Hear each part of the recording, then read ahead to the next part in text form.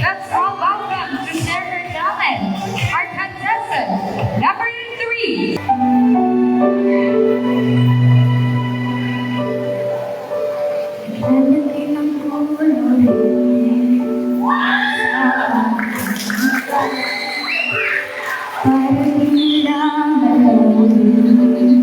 Tunay na naganap na ikaw at ako ay tingnan.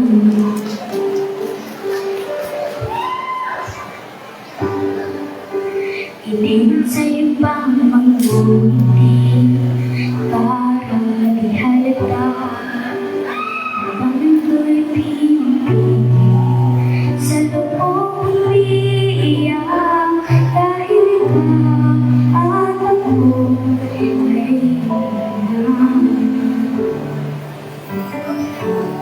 At ang hirap magpapanggap pa ba ako na ako ay masaya kahit ang totoo ay talagang wala ka na.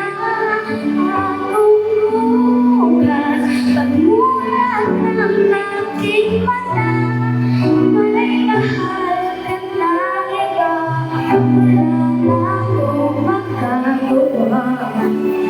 Di ba?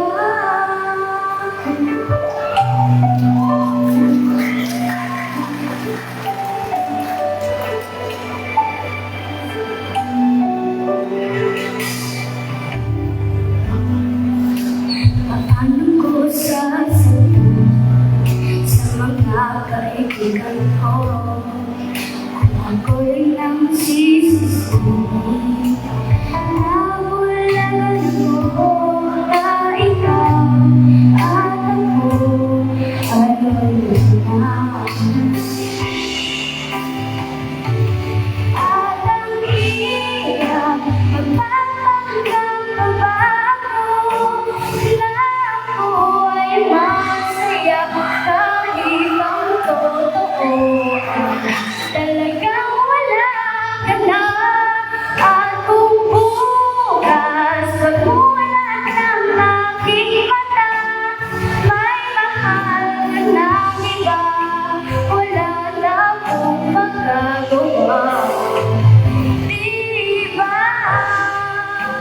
Saan ba ko nagkamali? Di ko maintindihan. Kung sino ba nagmamahal, siya ba naiiwan? Siya ba naiiwan?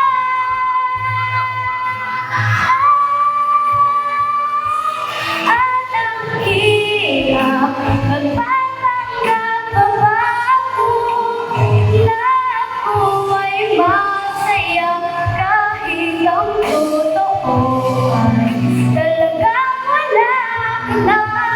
At kung bukas pagmulat ng aking mata, may mahal ka ng iba, wala na akong magagawa. Di ba?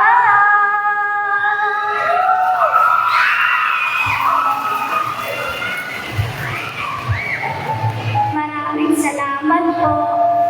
Thank you so much, contestant number 3. And now let us proceed with the highlights of this competition. None other than, let's all welcome our candidates in Caribbean Attire Competition.